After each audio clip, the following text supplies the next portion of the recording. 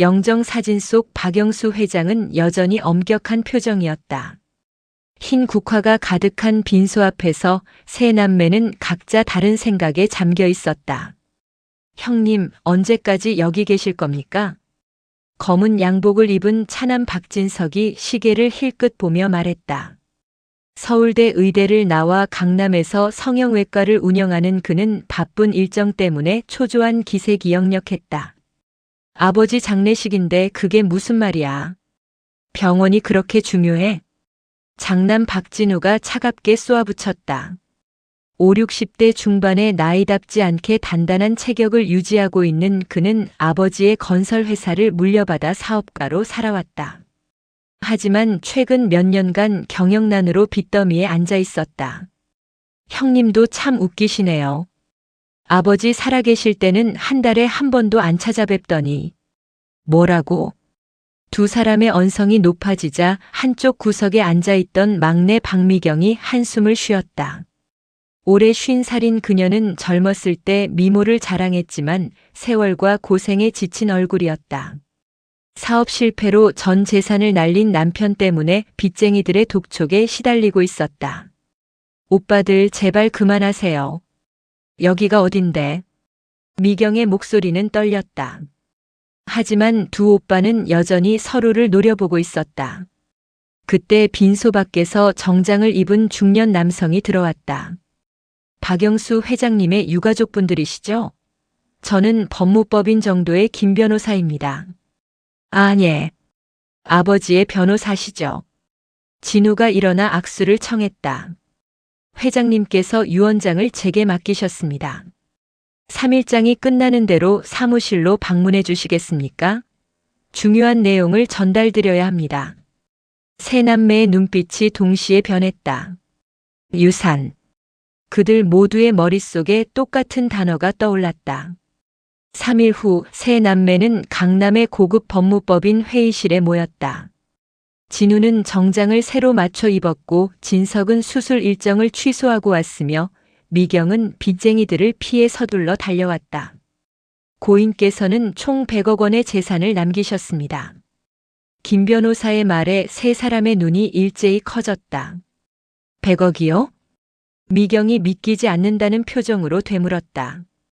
그녀는 당장 내일이라도 집이 경매로 넘어갈 상황이었다. 예, 부동산과 주식, 현금을 합쳐서 정확히 983억 원입니다. 그럼 3등분하면 되는 거 아닙니까? 진석이 빠르게 계산기를 두드리며 말했다. 300억. 그 돈이면 강남에 병원 건물을 새로 지을 수 있었다. 그게 조금 복잡합니다. 김 변호사는 봉인된 유언장을 꺼냈다. 세 남매는 숨을 죽이고 그 봉투를 바라봤다. 봉투가 뜯어지고 변호사가 천천히 내용을 읽기 시작했다. 사랑하는 나의 자식들에게. 아버지는 평생 너희에게 엄격했고 진심을 표현하지 못했다. 이 유산은 너희가 아버지의 마지막 소원을 이루었을 때만 받을 수 있다. 마지막 소원이요? 진우가 눈살을 찌푸렸다. 계속 읽겠습니다. 나는 30년 전에 큰 죄를 저질렀다. 그 죄 때문에 평생 고통받으며 살아왔다. 너희가 그 죄가 무엇인지 찾아내고 내가 잘못을 저지른 사람에게 용서를 구한다면 그때 비로소 이 유산을 받을 자격이 생긴다. 유산은 3개월 안에 조건을 충족시키지 못하면 전액 사회에 기부된다. 아버지 박영수. 회의실은 순간 정적에 휩싸였다. 이게 무슨... 진석이 먼저 입을 열었다. 30년 전이면 95년입니다. 아버지가 무슨 죄를 지었다는 겁니까? 변호사님, 이건 말이 안 됩니다. 유언장이 법적 효력이 있습니까? 진우가 따졌다. 법적으로 문제 없습니다. 고인의 정신 상태도 명료했고 증인도 있습니다. 100억을 이런 식으로 조건부로 준다고요? 말도 안 돼. 진석이 책상을 쳤다. 미경은 아무 말 없이 고개를 떨구고 있었다. 30년 전. 그때 자신은 겨우 20살이었다. 아버지에 대해 아는 것이 거의 없었다. 여러분께서 협력하셔서 조건을 충족시키시길 바랍니다. 저도 최대한 도와드리겠습니다. 김 변호사가 각자에게 봉투를 하나씩 건넸다. 이건 고인께서 각자에게 남기신 편지입니다. 그리고 이 USB에는 30년 전 회장님의 일기와 자료들이 들어 있습니다. 세 남매는 봉투를 받아들었다. 하지만 서로를 바라보는 눈빛은 차갑기만 했다. 법무법인을 나서며 진우가 말했다. 어차피 우리가 협력할 수밖에 없잖아. 빨리 아버지의 죄를 찾아내자고. 협력이요? 형님도 돈 때문에 그러시는 거면서. 진석이 비웃었다. 오빠들.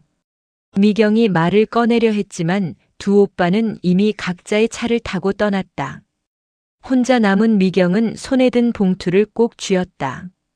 30년 전의 비밀. 100억 원의 유산. 그리고 서로를 믿지 못하는 남매들. 이것이 시작이었다. 집으로 돌아온 박진우는 서재 책상 앞에 앉아 아버지가 남긴 USB를 노트북에 꽂았다. 화면에 폴더 하나가 떴다. 1995년 일기.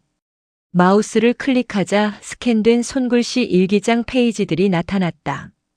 아버지의 단정하면서도 힘있는 글씨체였다. 진우는 첫 페이지부터 천천히 읽기 시작했다. 1995년 3월 5일. 회사가 점점 커지고 있다. 하지만 마음이 편치 않다. 김태호 과장이 감사 자료를 요구했다. 그는 뭔가 눈치챈 것 같다. 김태호. 진우는 그 이름을 어디선가 들어본 것 같았다. 기억을 더듬어 보니 어렸을 적 아버지 회사 직원 중에 그런 이름이 있었던 것 같았다. 다음 페이지를 넘겼다. 4월 12일. 태호가 본사 회계장부에서 이상한 점을 발견했다고 한다. 이 일이 터지면 회사는 물론이고 가족들까지 위험하다. 어떻게 해야 하나? 진우의 손이 떨렸다. 회계 부정? 아버지가 불법 자금을 운용했던 건가? 5월 28일. 태호를 만났다. 그는 검찰에 고발하겠다고 했다. 나는 무릎을 꿇고 빌었지만 소용없었다. 이제 어떻게 해야 할지 모르겠다. 6월 15일. 태호가 사라졌다. 회사 사람들은 그가 사직서를 내고 떠났다고 생각한다. 하지만 나만 안다. 태호를 어떻게 해야 했는지. 이 비밀이 밝혀지면 모든 게 끝이다. 진우는 숨이 막혔다. 태호를 어떻게 해야 했는지라는 문장. 이건 살인을 암시하는 게 아닌가? 같은 시각 강남의 펜트하우스에서 박진석도 똑같은 내용을 읽고 있었다. 그는 형과 달리 냉정하게 분석했다. 아버지가 회계 부정을 저질렀고 그걸 알아낸 김태호를 제거했다. 그렇다면 시체는 어디 있을까? 진석은 포털 사이트에서 1995년 실종 사건을 검색하기 시작했다. 하지만 김태호라는 이름으로는 아무것도 나오지 않았다. 실종 신고조차 되지 않은 것이다. 가족이 없었나? 아니면 그는 다시 일기를 읽었다. 마지막 페이지에 이상한 메모가 있었다. 경기도 양평군 어딘가. 아무도 찾지 못할 곳. 진석의 등에 식은땀이 흘렀다. 이건 시체 유기 장소를 암시하는 게 아닌가. 한편 미경은 남편 몰래 작은 방에서 아버지의 편지를 뜯어 읽고 있었다. 미경아, 넌 아버지가 가장 사랑하는 딸이다. 하지만 아버지는 내게 큰 죄를 지었다. 30년 전 그 일은 너와도 관련이 있단다. 진실을 알게 되면 넌 아버지를 용서하지 못할지도 모른다. 하지만 오빠들과 함께 끝까지 진실을 찾아주길 바란다. 미경은 편지를 읽고 또 읽었다. 나와 관련이 있다고. 그때 나는 20살이었는데 무슨 관련이 있단 말인가? 그녀도 USB 파일을 열었다. 일기 말고 다른 폴더가 하나 더 있었다. 사진이라고 적힌 폴더였다. 클릭하자 오래된 사진 몇 장이 나왔다. 1995년대 초반으로 보이는 회사 단체 사진이었다. 그중 한 사진에 동그라미가 쳐져 있었다. 40대 초반으로 보이는 남자였다. 사진 뒷면에 메모가 있었다. 김태호 과장. 향년 42세. 미경은 그 얼굴을 자세히 들여다봤다. 어디선가 본 것 같은 얼굴이었다. 하지만 기억이 나지 않았다. 다음 날 아침 진우가 동생들에게 단체 문자를 보냈다. 오늘 오후 3시 아버지 회사 옛 사무실 건물 앞에서 만나자. 김태호 찾기 시작한다. 진석과 미경은 각자 핸드폰을 보고 한숨을 쉬었다. 하지만 선택의 여지가 없었다. 100억 원이 걸린 문제였다. 오후 3시 구로구의 낡은 오피스텔 건물 앞에 세 남매가 모였다. 30년 전 아버지가 처음 사업을 시작했던 곳이었다. 여기 아직도 있네요. 미경이 건물을 올려다보며 말했다. 1층에 부동산 중개소가 있던데 거기 사장님이 옛날부터 여기 계셨대. 진우가 앞장서서 걸어갔다. 부동산 중개소 문을 열자 70대로 보이는 노인이 앉아 있었다. 어서 오세요. 매물 찾으시나요? 아닙니다. 혹시 박영수 회장님 아십니까? 진우가 물었다. 노인의 얼굴이 환해졌다. 아, 박 회장님. 그 양반 어떻게 지내시나? 오래간만에 뵙고 싶은데. 아버지는 돌아가셨습니다. 뭐라고? 언제? 일주일 전입니다.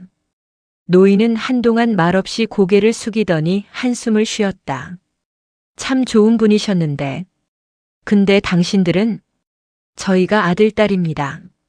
아버지에 대해 여쭤볼 게 있어서 왔습니다. 진석이 말했다. 혹시 김태호라는 분 기억하십니까? 아버지 회사 직원이었는데. 노인의 얼굴이 굳어졌다. 김태호. 그 이름을 왜 갑자기? 아시는 분이신가요? 알지. 박 회장님의 오른팔이었어. 성실하고 정직한 사람이었지. 근데 어느 날 갑자기 사라졌어. 1995년 6월이었나? 사라졌다고요? 어떻게요? 미경이 다급하게 물었다. 아무도 몰라. 그냥 어느 날 출근 안 하고 연락도 안 되고. 회사에서는 사직했다고 했는데 이상한 게 그 사람 짐도 그대로 있고 월급도 안 받아갔어. 그럼 경찰에 신고는? 그게 말이야. 가족이 없었거든. 천애고아였대. 친구들이 신고하려고 했는데 박 회장님이 말렸어. 본인이 알아보겠다고. 그 뒤로 그 얘기는 쏙 들어갔지. 세 남매는 서로를 쳐다봤다. 아버지가 신고를 막았다. 이건 더 의심스러운 상황이었다. 혹시 그분이 어디 살았는지 아십니까? 진우가 물었다. 여기서 2층 위였어. 2형 3호. 지금은 다른 사람이 살고 있을 거야. 세 남매는 곧바로 2층으로 올라갔다. 2형 3호 문을 두드리자 젊은 여자가 나왔다. 네. 죄송합니다. 혹시 이 집에 30년 전쯤에 살던 사람 물건이 남아있을까요? 미경이 조심스럽게 물었다. 아, 창고에 옛날 짐 좀 있긴 한데요. 집주인이 버리지 말라고 해서 그냥 뒀어요. 보실래요? 창고 문을 열자 먼지투성이 상자 몇 개가 있었다. 진우가 하나를 열었다. 오래된 책들과 서류들이 나왔다. 그중 낡은 수첩 하나가 눈에 띄었다. 수첩을 펼치자 빼곡한 글씨가 나타났다. 박영수 회장 비자금 조성 의혹. 94년부터 차명 계좌로 80억 이동. 증거 확보함. 95년 5월 검찰 고발 예정. 진석이 숨을 삼켰다. 형님, 이거. 아버지가 정말로. 진우의 목소리가 떨렸다. 수첩 마지막 페이지에는 이렇게 적혀 있었다. 박 회장이 만나자고 했다. 95년 6월 14일 밤 9시. 양평 어느 창고에서. 마지막으로 설득해 보려고 한다. 그 날짜 이후로는 아무 기록도 없었다. 미경의 입술이 파르르 떨렸다. 아버지가 그분을 죽인 건가요? 다음 날 새벽 6시 세 남매는 진우의 차를 타고 경기도 양평으로 향했다. 아무도 말이 없었다. 각자의 머릿속에는 어젯밤 본 그 수첩 내용이 맴돌고 있었다. 형님, 정말로 시체를 찾으러 가는 겁니까? 진석이 조심스럽게 물었다. 다른 방법이 있어? 아버지 일기에 양평이라고 적혀 있었잖아. 진우는 핸들을 꽉 쥔 채 앞만 보고 있었다. 사실 그도 두려웠다. 만약 정말로 시체가 나온다면 아버지는 살인자가 되는 것이고 그들은 살인자의 자식이 되는 것이다. 오빠, 저기 휴게소에서 잠깐 쉬었다가 가요. 미경이 말했다. 그녀는 간밤에 한숨도 자지 못해 얼굴이 창백했다. 휴게소에 차를 세우고 세 사람은 커피를 마시며 잠시 숨을 돌렸다. 그런데 말이야. 진석이 입을 열었다. 만약 정말 아버지가 그 사람을 죽였다면 우리가 경찰에 신고해야 하는 거 아냐? 그럼 유산은? 진우가 날카롭게 반문했다. 유산보다 중요한 게 진실 아닙니까? 진석아, 넌 빚이 없어서 그런 소리 하는 거야. 나는 지금 당장 다음 달에 부도날 상황이라고. 형님도 결국 돈 때문이시네요. 당연하지. 너도 강남에 건물 사려고 이러는 거잖아. 두 사람이 또 언성을 높이려는 순간 미경이 테이블을 탁 쳤다. 두 분 그만하세요. 우리 지금 뭐 하는 겁니까? 아버지가 돌아가셨는데 우리는 유산 때문에 서로 싸우고.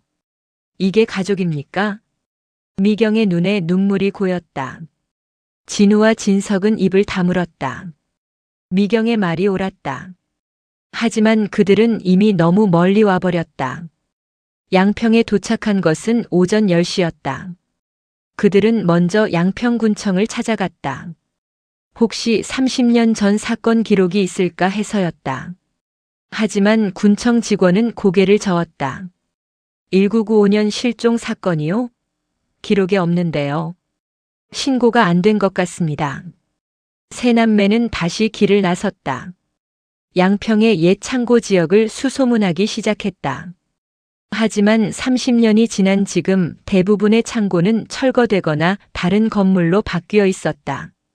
이러다가 못 찾겠어요. 미경이 지친 목소리로 말했다. 그때 진석이 한 식당을 발견했다. 저기 들어가서 점심이나 먹고 사람들한테 물어봅시다. 양평 손두부라는 간판이 붙은 작은 식당이었다. 문을 열고 들어가자 구수한 된장찌개 냄새가 났다. 어서 오세요. 주방에서 70대로 보이는 할아버지가 나왔다. 흰 머리에 인자한 미소를 짓고 있었다. 두부찌개 3인분 주세요. 진우가 주문했다. 음식이 나오고 세 사람이 먹고 있는데 할아버지가 물통을 들고 와서 물을 따라 주었다. 서울서 오셨어요? 무슨 일로 양평까지? 예. 그냥 여행 겸 해서요. 미경이 어색하게 대답했다. 여행치고는 표정이 안 좋으신데요? 할아버지는 웃으며 자리에 앉았다. 손님이 없는 오후 시간이라 한가한 모양이었다. 진우는 잠시 망설이다가 물었다. 혹시 여기 사신 지 오래되셨나요? 오래됐죠. 40년 넘었어요. 그럼 혹시 1995년쯤에 이 근처에 창고 있었던 거 기억하십니까? 할아버지의 표정이 조금 변했다. 창고요?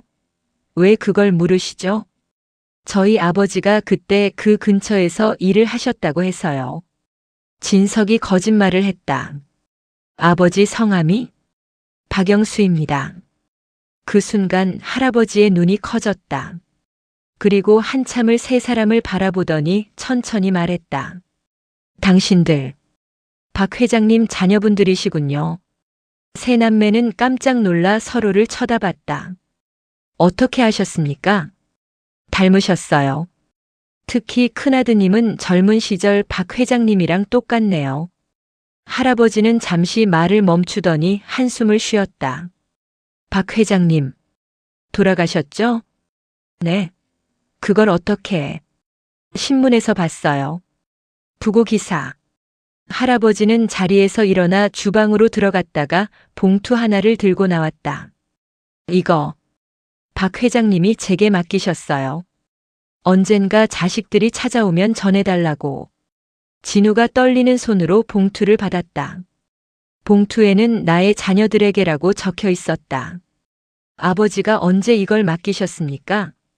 한 달 전이었나? 마지막으로 여기 오셨을 때. 할아버지, 혹시 아버지를 어떻게 아시는 겁니까? 미경이 다급하게 물었다. 할아버지는 조용히 미소를 지었다.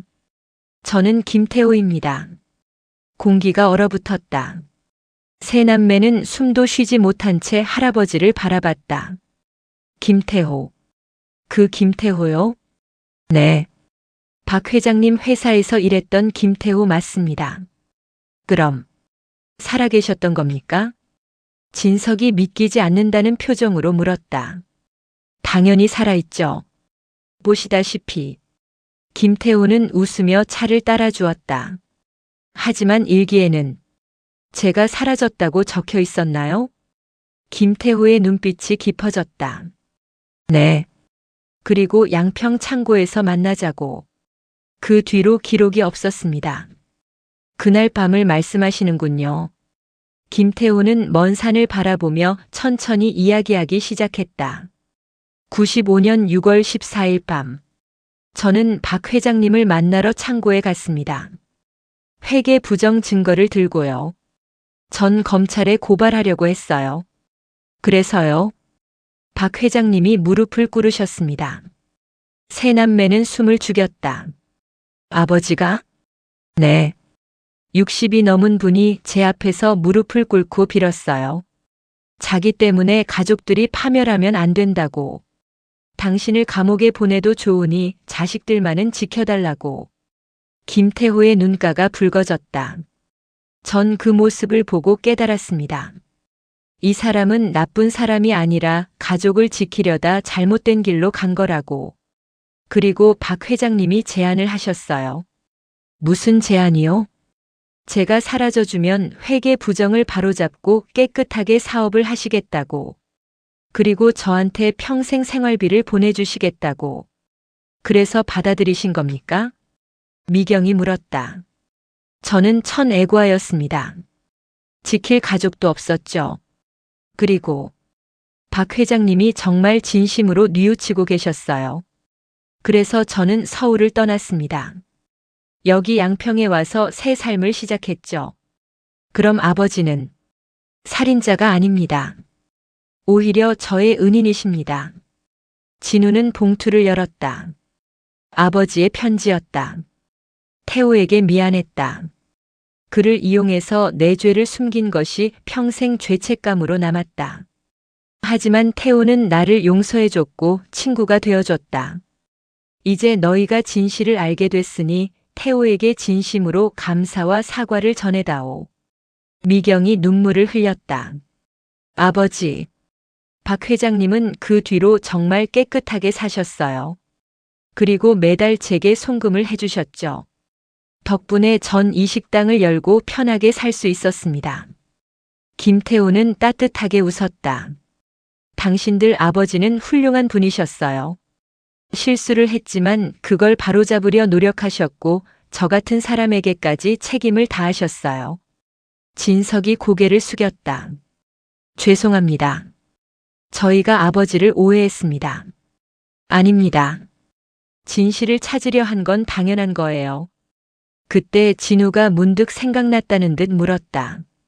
그런데 유 원장에는 30년 전의 죄를 용서받으라고 했는데 아버지의 진짜 죄가 뭡니까? 김태호는 잠시 망설이더니 말했다. 그건 제가 말씀드릴 수 없습니다. 박 회장님이 직접 당신들에게 남긴 게 있을 겁니다. 그는 다시 주방으로 들어가 작은 상자를 가져왔다. 이것도 제게 맡기셨습니다. 때가 되면 전해달라고. 상자 안에는 오래된 서류 몇 장과 사진이 들어있었다. 진우가 서류를 펼치는 순간 그의 얼굴이 새하얗게 변했다. 이게 무슨... 서류에는 입양 증명서라고 적혀 있었다. 그리고 입양아의 이름은 박미경이었다. 입양. 증명서. 진석이 형의 어깨 너머로 서류를 들여다봤다. 1995년 3월 15일자 입양 증명서. 입양아 이름 박미경. 생년월일 1975년 5월 3일. 미경은 얼어붙은 채 그 서류를 바라봤다. 손끝이 차갑게 식어갔다. 이게 무슨 뜻이에요? 그녀의 목소리는 떨렸다. 김태우가 조용히 말했다. 앉으세요. 제가 말씀드리겠습니다. 세 남매는 힘없이 의자에 앉았다. 미경의 얼굴은 새하얗게 질려 있었다. 1995년 초 박 회장님 부인께서 큰 수술을 받으셨습니다. 그 후유증으로 더 이상 아이를 가질 수 없게 되셨죠. 김태우는 차분하게 이야기를 이어갔다. 부인께서 큰 충격을 받으셨어요. 당시 두 아들만 있었는데 딸을 간절히 원하셨거든요. 박 회장님은 부인을 위해 입양을 결심하셨습니다. 그래서 저를. 미경의 눈에서 눈물이 흘러내렸다. 네. 당신은 입양된 아이였습니다. 하지만 박 회장님 부부는 당신을 친딸처럼 사랑하셨어요. 친어머니는요? 친어머니는 누구였어요? 미경이 울먹이며 물었다. 김태우는 상자 속에서 낡은 사진 한 장을 꺼냈다. 20대 초반으로 보이는 젊은 여자였다. 청소부 유니폼을 입고 있었다. 이분이 당신의 친어머니십니다. 이름은 최순희. 박 회장님 회사에서 청소 일을 하시던 분이었어요. 청소부. 진우와 진석은 말없이 사진을 들여다봤다. 순희 씨는 미혼모였습니다. 당신을 혼자 키우려 했지만 생활이 너무 힘들었어요.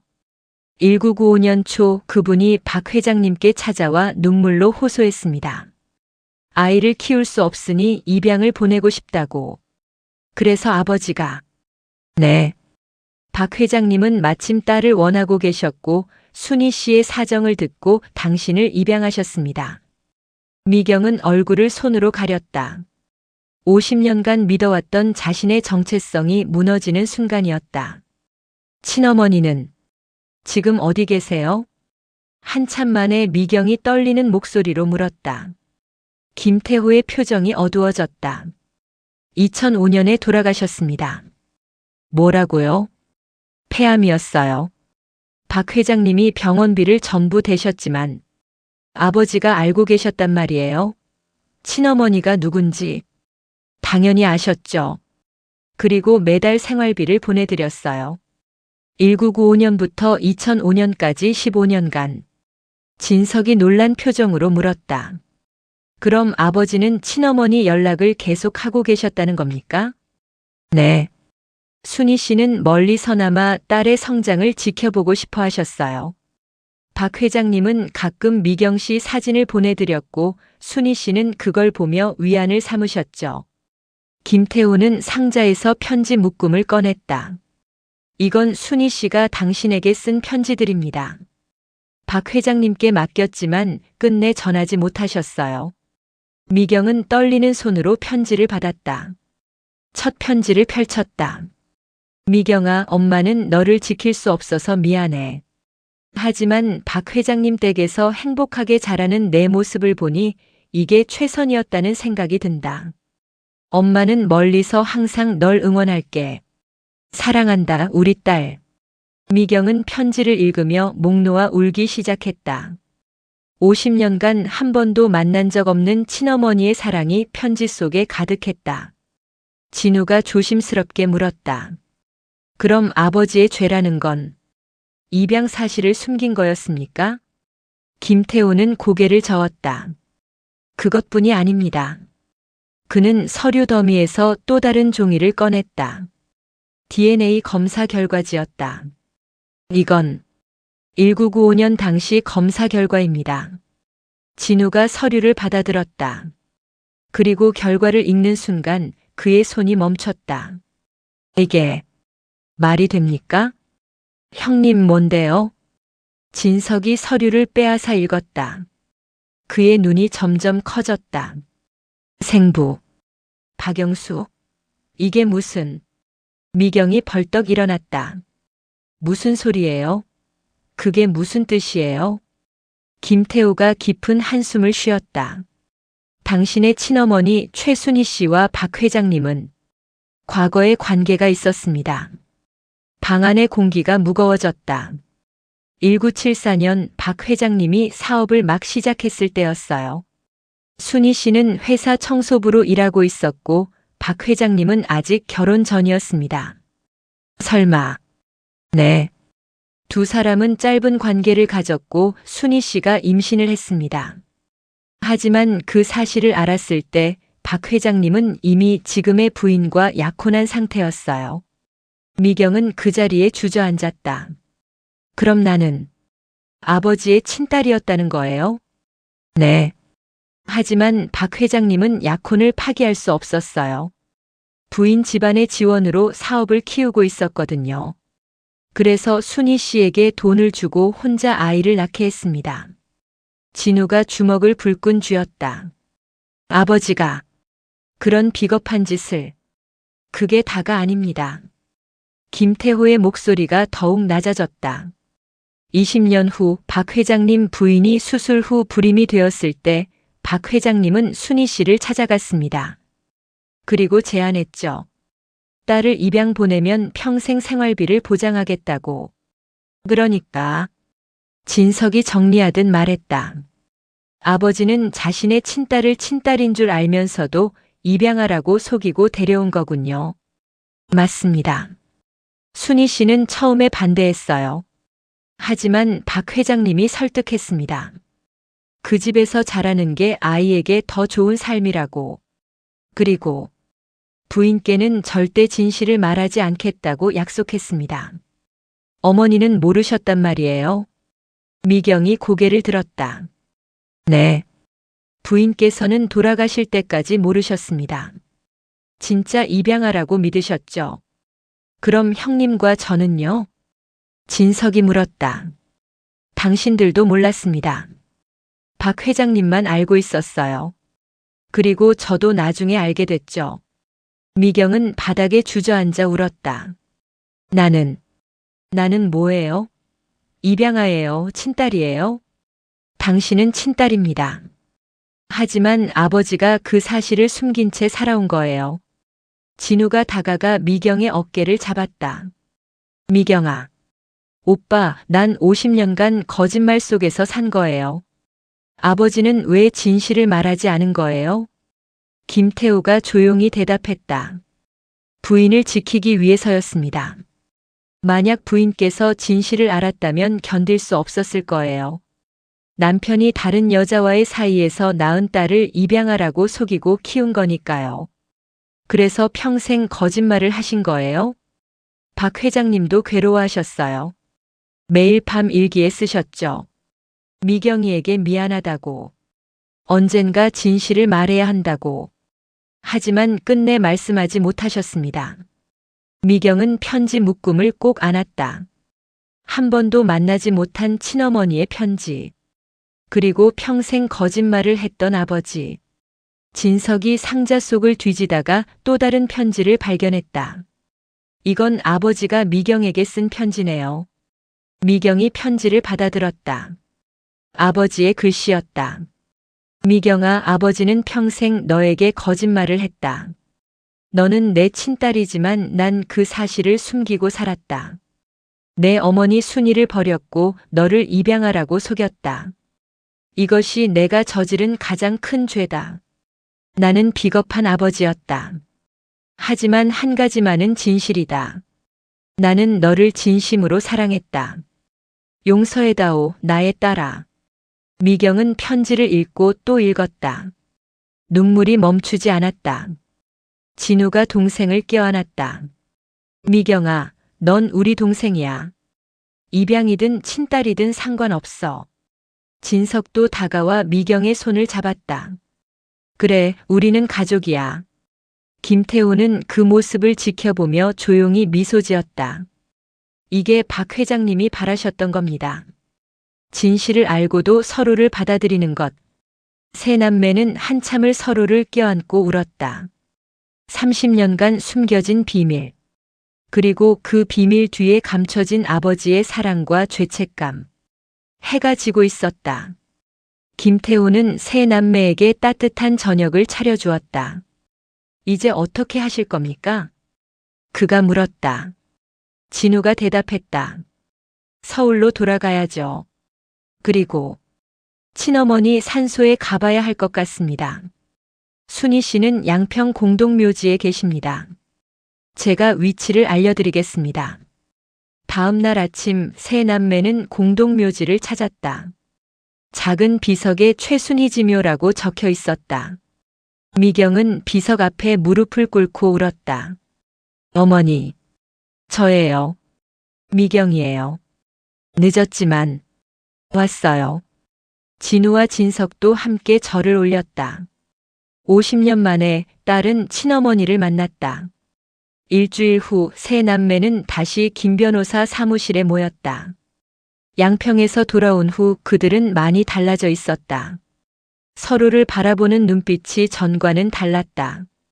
진실을 모두 찾으셨나요? 김 변호사가 물었다. 네. 김태호 씨를 만났고 아버지의 과거를 알게 됐습니다. 진우가 대답했다. 그럼 이제 마지막 단계입니다. 변호사는 금고에서 두꺼운 봉투를 꺼냈다. 이건 박 회장님께서 모든 진실을 안 후에 읽으라고 하신 최종 유언장입니다. 봉투를 뜯자 아버지의 육필 편지가 나왔다. 진우가 천천히 읽기 시작했다. 사랑하는 나의 자식들에게 너희가 이 편지를 읽고 있다면 이미 모든 진실을 알았을 것이다. 김태호에 대한 일 그리고 미경이에 대한 진실까지. 미경의 눈시울이 붉어졌다. 먼저 진우에게. 넌 장남으로서 무거운 짐을 지고 살았다. 아버지는 내게 너무 많은 걸 요구했고 넌 그 기대에 부응하려 애썼다. 하지만 사업이 어려울 때도 아버지에게 한마디 하지 않았지. 내 자존심을 아는 아버지는 먼저 도와주지 못했다. 미안하다 아들아. 진우는 편지를 읽으며 눈물을 참았다. 진석에게. 넌 항상 형의 그늘에 가려 있다고 생각했지. 아버지가 너보다 형을 더 사랑한다고 오해했을 거야. 하지만 아버지는 너의 성실함과 능력을 누구보다 자랑스러워했다. 내가 의사로서 환자들을 돌보는 모습을 볼 때마다 행복했단다. 진석도 고개를 숙였다. 그리고 미경에게. 나의 딸아. 아버지는 평생 너에게 가장 큰 거짓말을 했다. 내가 내 친딸임을 숨기고 살았고 내 어머니 순이에게도 미안한 일을 했다. 하지만 한 가지만큼은 믿어다오. 아버지는 너를 진심으로 사랑했다. 내가 웃을 때마다 내가 행복해할 때마다 아버지는 그것만으로도 충분했다. 미경은 손수건으로 눈물을 닦았다. 진우가 계속 읽었다. 이제 유산에 대해 말하겠다. 나는 100억 원을 남겼다. 하지만 이 돈을 너희가 3등분해서 가지길 원하지 않는다. 세 남매는 긴장한 표정으로 귀를 기울였다. 이 100억은 다음과 같이 사용되어야 한다. 첫째, 30억은 최순희 씨의 가족과 친척들을 찾아 전달하라. 순희 씨에게 빚진 것을 조금이나마 갚는 것이다. 미경이 고개를 끄덕였다. 둘째, 30억은 미혼모와 입양 아동을 위한 재단을 설립하는 데 사용하라. 순희 씨 같은 어머니들이, 미경이 같은 아이들이 더 이상 고통받지 않도록. 셋째, 20억은 김태호 씨에게 전달하라. 그는 나의 은인이자 친구다. 평생 작은 생활비만 받으며 조용히 살았지만 그에게 합당한 보상을 해주고 싶다. 김 변호사가 끼어들었다.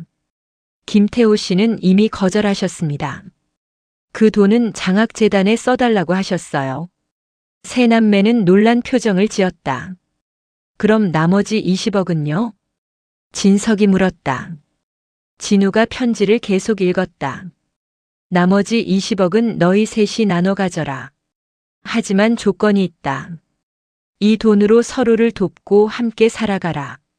진우는 빚을 갚고 진석은 작은 자선병원을 열고 미경이는 안정된 생활을 하길 바란다. 그리고 마지막으로 이것을 명심하라. 아버지가 너희에게 남기고 싶었던 진짜 유산은 돈이 아니다. 그것은 용서와 사랑 그리고 가족이다. 회의실에 침묵이 흘렀다. 너희는 이번 일을 통해 아버지의 죄를 알게 됐다. 하지만 동시에 서로를 이해하게 됐을 것이다. 진우는 사업 실패로 고통받고 있었고 진석은 인정받지 못한다는 외로움에 힘들어했으며 미경이는 경제적 어려움에 시달리고 있었다. 진우가 목이 메어 잠시 멈췄다가 다시 읽었다. 하지만 너희는 서로의 고통을 몰랐다. 각자 자신의 문제에만 매몰되어 있었지. 아버지는 그게 가장 안타까웠다. 그래서 이런 방법을 선택한 것이다.